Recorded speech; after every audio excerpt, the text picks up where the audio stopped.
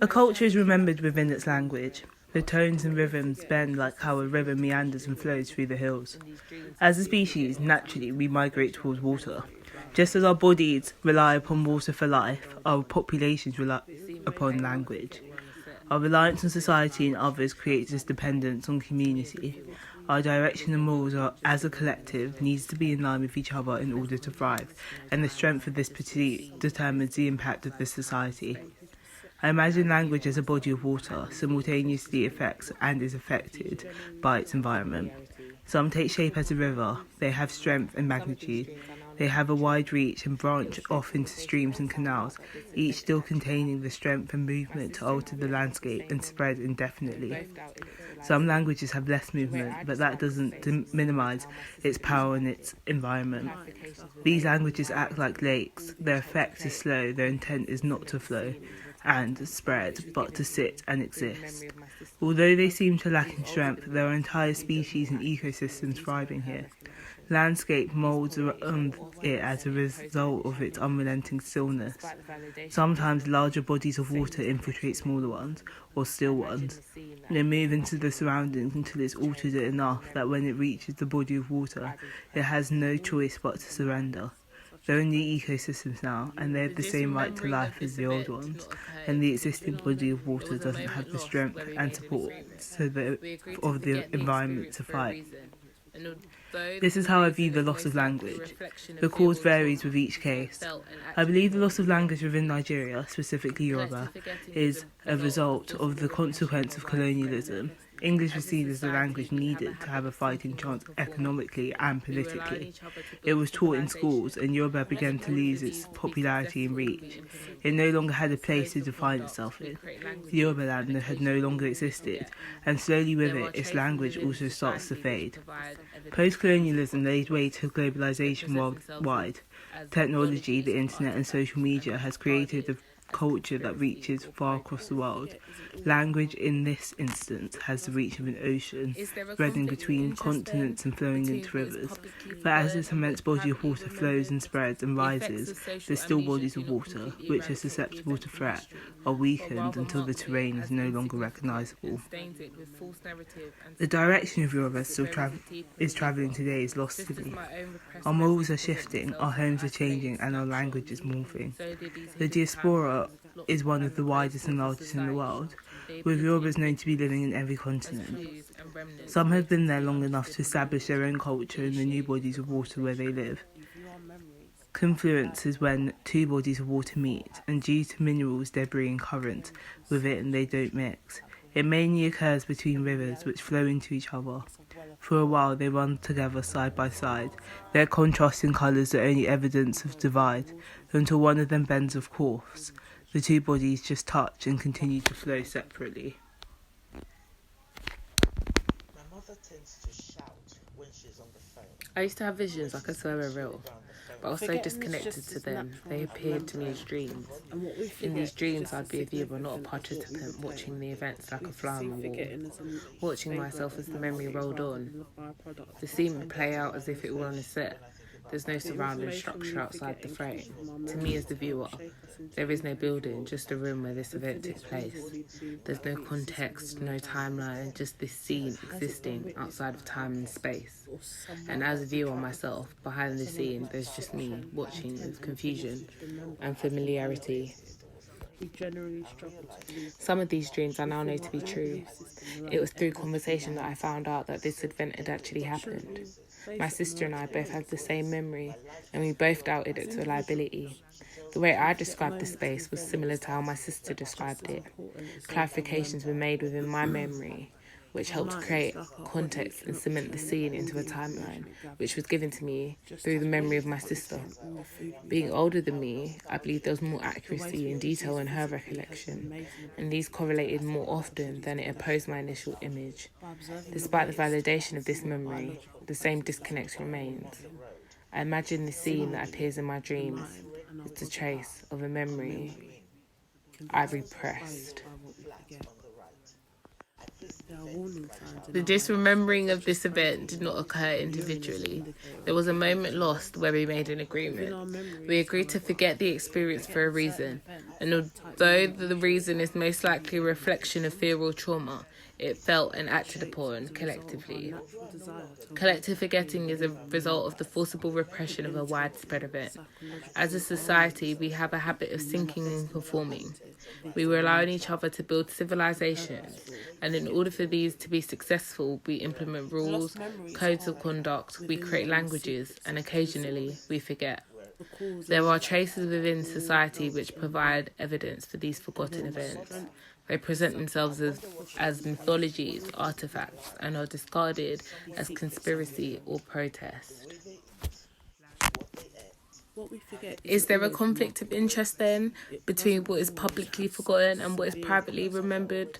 The effects of social amnesia do not completely eradicate the event from history, but rather marks it as insignificant and stains it with false narrative and scandal as it buries it deeper and deeper. Just as my own repressed memories present themselves as isolated snapshots, so do these hidden timelines, locked behind the closed doors of society. They appear to individuals as clues and remnants waiting to be understood and valued. The issue is the conversation. The moments we don't value. I limited here. We view our memories like a library of life So she could with feel full how the access, world felt where on we can her search and retrieve in at will, conversation with her daughter. when in reality, So she could be it's a reminded well of full a piece of your life. experiences. Until one of them bends of course. A My culture is mother remembered tends to within its shout language. when she Forgetting is speaks just as natural as remembering, and what we forget is just as significant as what we retain. We perceive forgetting as a failure of memory rather than the byproduct of a complicated process. The information we forget and keep from our memory to help shape us into individuals, and for this reason we believe that we exist within their bounds. If it hasn't been witnessed by us or someone we trust, someone whose perception, intent, and ability to remember has been validated, we generally struggle to believe it. We form our own belief system around the evidence we remember, but shouldn't we base it on our experiences? As individuals, we forget moments and events that are just as important as those we remember. Our minds, like our body, cannot retain all the information it gathers, just as we can't retain all the food we eat. The waste we produce physically has an amazing ability to tell us about the body's condition. By observing the waste, we can see what biological processes are occurring within. Similarly, the mind and our body, our memory, can be exposed by what we forget. There are warning signs in our waste, such as protein in urine as an indicator of kidney disease. Within our memories, however, forgetting certain events, the type you wouldn't usually forget, can be evidence for trauma. It shapes as a result of our natural desire to avoid the pain we live in memories. Debilitating psychological ailments, each can manifest themselves into this amnesia, the purposeful forgetting. The lost memories hold within them the secrets to the sickness. The cause and the effect are all held in the waste. And then the strength of the subject is pushed and the waste is filtered and tested. These secrets are revealed. What we forget isn't always remarkable. It doesn't always have such a severe consequence, but it doesn't mean it doesn't have just as much to reveal. The events and details that we don't remember tells us a lot about our character and what we value in our memory. Just as a sample of our own personal waste can tell us about our lifestyle and diet, there are many things said in the gaps, and the gaps in our memories are all but shouting at us.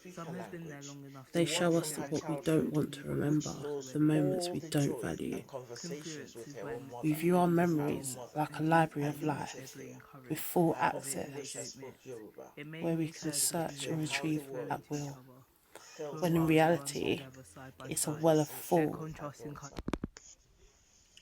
A My culture is mother remembered tends to within its shout language. when The she's on the tones and phone, rhythms bend like when how she a river speaks meanders Yoruba on and the flows through phone, the to be hills. precise. As a I species, wonder naturally, we if the migrate volume towards is a water. part of the Just as our language, bodies or rely just upon water for seizing the life, our opportunity to have a populations rely conversation upon language. in her mother Our tongue. reliance on society I and can't others creates this identify dependence on location when I think community. about my Our mother's direction and upbringing. rules are, as a She was collective, born needs to somewhere be in in line with each England, other in order to grew up thrive, in and the Nigeria, strength of this and went to belief boarding school in determines the impact Wales. of this society. Since then, I she imagine has lived language in as a body London of water, and now Kent. simultaneously affects I found and is out a while affected ago by that its she and my environment. father had Some take shape plans as a to river, move to they New have York strength and after my magnitude, eldest sister they was have a born, wide reach and and branch out realized often to just how streams and much canals, my each life still containing the strength as and it resource to stands alter the is so landscape and spread dependent on her indefinitely. choices. Some In a lot languages of have less ways, movement, my life which has makes mirrored my minimize mother's. its power She in tells its me a piece of her environment. life, and it These reminds languages me of act a like part of lakes. mine. Their effect is And I slow, their wonder, intent is when not these to events flow, happen and to my spread, sisters but and to I, sit and if she exist. realizes Although this. they seem to lack in strength, their entire I species question and this as I ecosystem often thrive wonder over it. how Landscape nostalgia molds hits when you're it as a estranged from the result place in of your its memory. unrelenting stillness. I can imagine when I Sometimes think of larger my bodies of childhood, water I infiltrate think of smaller the ones, yellow or flats still ones. lined The movements of up the upon surroundings the often road, alters it the enough still that when it reaches archway, the body of and water, red it bricked has no path choice to but to lead you in. surrender. The only Ours water was to the sit middle out and let the flat on things the come to right. life is the old I one, place and events the in my existing body childhood of as water holds vectors the strength whose origin is so this that flat. of the If the environment events to did fight. not occur within its walls, This or is the how I play view the loss of area out language. back, Of I course, often varies with remember each case. where it happened I believe in the loss of language relation within to this Nigeria, house. specifically It is Yoruba, my initial is a point. result of the Although I no consequence longer of live there, colonialism. whenever In I'm this experience, nearby, the language a was memory to have a is brought fighting chance forth, and I see economically and other things politically. elsewhere It was which have taught in similar schools, and Yoruba aspects of began my to own lose its childhood. popularity and reach. There are It no longer had estates a all place to over define the itself. UK. There are Yoruba land kids on no longer bikes outside existed, my house and in the slowly summer, its language just like there starts to was, fade. where just like Post-colonialism I laid way to was years globalization ago. worldwide. For my Technology, the mother, internet, and social media has I wonder created what a culture that what it reaches must have far been across the like world. to be somewhere Language, in this completely different. instance, has reached The its way they pinnacle, eat, spreading what between they continents eat, and flowing how they through play, it. But the as this words they immense body speak, of water flows and spreads unfamiliar. and rises, I the still believe my waters of mother water, already which spoke are English susceptible when to she came threat, to are school here. weakened until the But terrain is even no though longer the words were unstable. right and their order The correct, direct they did not sound right, not to these ears. So she was taught how to speak, just as she learned how to eat and how to play. The opportunities to speak her language, the one from her childhood, which stores all the joy and conversations with her own mother, are limited here. I often wish I spoke Yoruba, so she could feel how the words felt on her tongue in conversation with her daughter, so she could be reminded of a piece of life in mine.